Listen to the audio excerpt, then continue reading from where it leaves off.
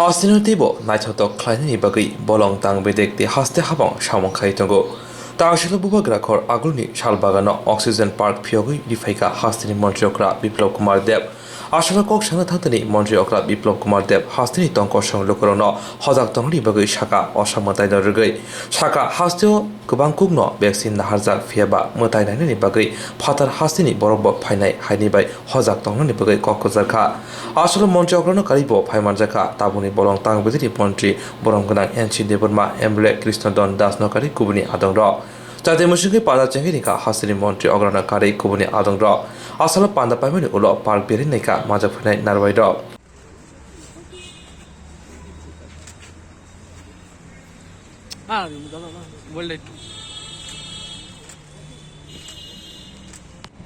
এই যে পরিস্থিতি কোভিড পরিস্থিতিতে মানুষের মধ্যে একটা বিশ্বাস ফেথ স্যার অক্সিজেন প্লান্ট তৈরি হয়েছে কৃত্রিম ভাবে এবং প্রাকৃতিক অক্সিজেন যাতে গ্রহণ করতে পারি তারও ব্যবস্থা ত্রিপুরা সরকার করেছে। এখন দুর্গাপূজার মরশুম, আজকে ষষ্ঠী, আগরতলায় হোক তার আশপাশের প্রত্যেকটা জায়গাতে প্রায় 2200-র কাছাকাছি রেজিস্টার্ড দুর্গাপূজা হচ্ছে ত্রিপুরাতে। তার মধ্যে 1100-র উপরে গ্রামীগঞ্জে রেজিস্টার্ড, তাছাড়া বাড়ি ঘরে তো অনেক পুজো রয়েছে। দুর্গাপূজা আমাদের ফেস্টিভ্যাল তো আছেই, সেটা একটা বড় ইকোনমি। পুরো দেশ ভরে দুর্গাপূজা প্রায় 24,000 কোটি টাকার ইকোনমি, কারণ তার মধ্যে বিজনেস আছে, তার মধ্যে আমাদের ইকোনমি বিরাজ করে। সেটা সব উৎসবই নাই, সেই উৎসবের মাধ্যমে আমরাও দেখেছি ত্রিপুরা রাজ্যে আমরা সরকারি কর্মচারীদের জন্য যারা সি এবং ডি আছে এবং তার ডিআরডব্লিউ, তারপর অঙ্গনবাড়ি দিদি, হোমগার্ড, আর তাদেরকে 20,000 টাকা পুজো অ্যাডভান্স দেওয়া হয়েছে। অঙ্গনবাড়ি দিদি বা অন্যদেরকে 5,000 টাকা করে করা হয়েছে। তো কেন? ওই যে বললাম দুর্গাপূজা একটা ইকোনমি, কারণ 20,000 টাকা দিয়েছি, এই 20,000 টাকা মার্কেটে গিয়ে খরচা করবে, শাড়ি নেবে, শার্ট কিনবে, জুতা কিনবে, পানের দোকান থেকে পান কিনবে, রসগোল্লা কিনবে, অন্যান্য যে কোনো খরচা করবে সে। তো মার্কেটে রিক্সা চালক হোক, অটো চালক হোক, বাস চালক হোক, ছোট্ট দোকান হোক, রেশনের জেলেবির দোকান হোক, সব জায়গায় টাকাটা যায়। এমনিতে মনে হয় যে সরকারি কর্মচারীকে 20,000 টাকা অ্যাডভান্স দেওয়া হয়েছে। সরকারি কর্মচারীকে অ্যাডভান্সটা দেওয়ার কারণে বড় মাত্রায় ত্রিপুরা সরকারি কর্মচারী আছে, ওনারা যখন পুজোর সময় সেই টাকাটা খরচা করবেন, বাজারে আসবে, তখন অন্তিম ব্যক্তির কাছেও, অন্তদের পরিবার তার কাছেও সেটা পৌঁছবে কোনো না কোনো ভাবে। তো ওই দিশাতে যেটা আমি বললাম যে 24,000 কোটি টাকার ইকোনমি, সেটা দুর্গাপূজা। ওই কেন ইকোনমি হয় তার একটা উদাহরণ আমি তুলে ধরলাম। এক স্বতঃস্ফূর্ততা। আমি সঙ্গে সঙ্গে এই দুর্গাপূজা কোনো একটা শব্দে আমরা সবচেয়ে বেশি শুনেছি, সেটা হচ্ছে অক্সিজেন। যখনই আমরা আক্রান্ত হই, পজিটিভ কেস হয়, প্রথমেই তার অক্সিজেন লেভেল দেখতে হয়, তার পালস দেখতে হয় যে অক্সিজেন লেভেল ঠিক আছে কিনা। তার আগে এই ধরনের কোনো মানসিকতা আমাদের মধ্যে তৈরি হয়নি। আমরা জানি যে আমাদের শ্বাস প্রশ্বাস যে চলে সেটা অক্সিজেন থেকেই হয়, গাছ যে অক্সিজেন ছাড়ে সেটাই আমরা গ্রহণ করি। এটা অনাদিকাল ধরে চলছে, সৃষ্টির সঙ্গে সঙ্গে এটাও চলছে। অর্থাৎ স্বাভাবিক নিয়ম হিসাবে মানুষ এটা মেনে নিয়েছে। এটা এমন কোনো স্পেশাল বিষয়, এমন কোনো কিছুই ছিল না। আর তার সঙ্গে সঙ্গে প্রকৃতির সঙ্গে আমরা পরিচিত আছি। ত্রিপুরার প্রায় 70% এরিয়া বনভূমি। তো স্বাভাবিকভাবে আমরা এমনিতেও অক্সিজেন দাতা স্টেটে আসি, বাজেটও আমাদের কিছু টাকা বেশি পাই এই অক্সিজেন আমরা দেই বলে।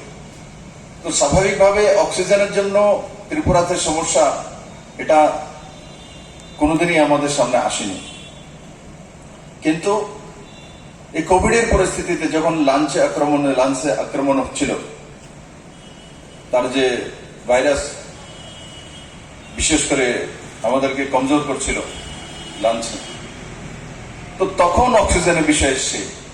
প্রত্যেকের ঘরে ঘরে অক্সিমিটার পৌঁছে গেছে অক্সিজেন চেক করার জন্য, প্রত্যেকের ঘরে ঘরে বিপি মেশিন পৌঁছে গেছে তার ব্লাড প্রেশার দেখার জন্য, পালস দেখার জন্য। আর যেটার নাম সবচেয়ে বেশি ছোট বাচ্চাও জেনে গেছে, oximeter, oxygen cylinder, oxygen line, oxygen pipeline, হসপিটালে অক্সিজেনের লাইনের ব্যবস্থা করা, অক্সিজেন প্লান্ট, এই সবগুলো ত্রিপুরার ছোট ছোট বাচ্চা শিশুর কাছে পৌঁছে গেছে। আর আজকে এই অক্সিজেন পার্ক উদ্বোধন হচ্ছে।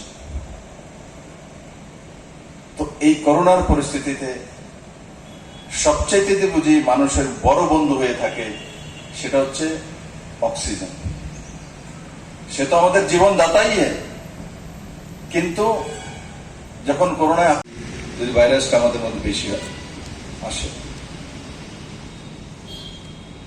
রাজ্য সরকার এবং কেন্দ্র সরকারের সহায়তায় মাননীয় প্রধানমন্ত্রীর মার্গদর্শনে পিএম কেয়ার ফান্ড থেকে, ইউনিসেফ থেকে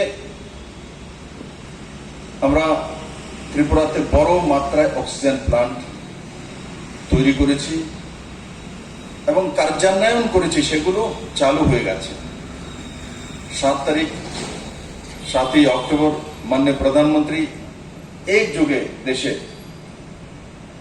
বড় মাত্রা অক্সিজেন প্লান্ট শুরুয়াত করেছে। বন্ধুরা, এক সময় যেটা আমাদের খুব ভয় ছিল যে আমাদের হসপিটাল অক্সিজেনের ব্যবস্থা হবে কিনা, আজকে ত্রিপুরাতে ডিস্ট্রিক্টগুলোর মধ্যে, ডিস্ট্রিক্ট হসপিটালের মধ্যেও অক্সিজেন প্লান্ট হয়ে গেছে।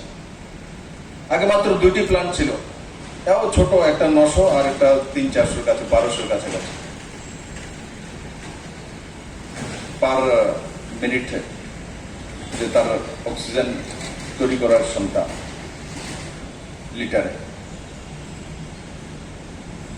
আর আজকে সেটা বড় মাত্রায় পৌঁছে গেছে এবং ডিস্ট্রিক্ট লেভেলে পৌঁছে গেছে। এবং যেখানে অক্সিজেন প্লান্ট নেই মহকুমা হসপিটালে, এমনকি সিএসসিতেও, সেখানে অক্সিজেন সিলিন্ডার, এই category cylinder, D category cylinder, সেগুলো পর্যাপ্ত আমরা পৌঁছে দিয়েছি। আর এক সময় ত্রিপুরাতে অক্সিজেন সিলিন্ডারের জন্য ক্রাই উঠত যে অক্সিজেন নেই, অক্সিজেন সিলিন্ডার নেই। আজকে আমরা কৃত্রিম ভাবে এই করোনা মোকাবেলা করার জন্য অক্সিজেনের ব্যবস্থা করতে সক্ষম হয়েছি। আর প্রাকৃতিক যে তার ক্ষমতা, তাকেও সামনে রেখে আজকে ফরেস্ট ডিপার্টমেন্টের মাধ্যমে এই অক্সিজেন পার্ক আজকে আমরা ইনগ্রেশন করেছি। 2,20,00,000 টাকার বাজেট ছিল, তার মধ্যে 1,70,00,000 টাকা খরচা করা হয়েছে বিভিন্ন প্রকল্পগুলির মধ্যে খোলা জিম আছে, জগিং করার জন্য 2.1 কিলোমিটার ব্যবস্থা আছে, তার মধ্যে ঔষধি গাছপালা রয়েছে, খেলাধুলার ব্যবস্থা রয়েছে, শিশুদের জন্য বিনোদনের ব্যবস্থা রয়েছে। আমাদের যে 19টি মূল ট্রাইব, তাদের কালচারকে এখানে তুলে ধরা হয়েছে। এবং আমার সামনে এখানে আমাদের ত্রিপুরার যে জীবজন্তু আছে, সে হর্নবিল হোক, এলিফেন্ট হোক, চশমাবাদর হোক, বাইসন হোক, যেগুলো আমাদের ত্রিপুরার প্রকৃতির সম্পদ, এগুলো উদ্ধার করা না, বন বেড়াল হোক, এগুলো আমরা তুলে ধরেছি। এগুলো আমাদের ত্রিপুরার প্রকৃতির নিজের সম্পদ। সিপাহী জলেদা জু আছে, সেখানে লয়নও আছে, টাইগারও আছে, কিন্তু এগুলো সবগুলো আমাদের ত্রিপুরা রাজ্যের নিজস্ব জন্তু নয় বা অ্যানিমেলস নয়। তাই বন্ধুরা, আমি আশা করি এই অক্সিজেন পার্ক হোক, আমাদের তার আগে আমরা স্মৃতিবন সূচনা করেছিলাম। স্মৃতিবন কি? স্মৃতিবনে আমাদের আত্মীয় স্বজন পরিজন তার যদি মৃত্যু হয় আর তার নামে বৃক্ষরোপণ, আর তার সামনে তার নাম, পরিচয়, জন্ম আর মৃত্যু ডেট লিখে রাখা। কেন সেটা কনসেপ্ট? ডিফরেস্টেশন, তাকে রোকার জন্য। কারণ আমার বাবার নামে, আমার স্বর্গীয় বাবার নামে যখন আমি একটা গাছ লাগাবো, তার সামনে তার নাম লিখে দেব, তো যারা বনদস্যু আছে এরাও রাত্রি যদি কাটার সময় যায়, তো দেখবে আরে স্যারের বাবার নামে গাছটা লাগিয়েছে। কমসে কম মানসিকতার মতো তো লাগবে এই গাছটা কাটার সময়, যেন স্বর্গীয় পিতাজির নামে গাছটা লাগানো হয়েছে, এটা আমি কিভাবে কাটবো। তো স্মৃতিবনের মাধ্যমে মানুষের সঙ্গে আত্মীয়তার সম্পর্ক তৈরি করে ফরেস্টেশন, এই দিশাতে ফরেস্ট ডিপার্টমেন্ট কাজ করেছে। ত্রিপুরার বিভিন্ন জায়গায় স্মৃতিবনের জন্য 8টি জায়গা, যেটা যতটা আমার খেয়াল আছে, 8টি জায়গায় স্মৃতিবনের নির্ধারণ করা হয়েছে। এবং তার সঙ্গে সঙ্গে এই অক্সিজেন পার্কের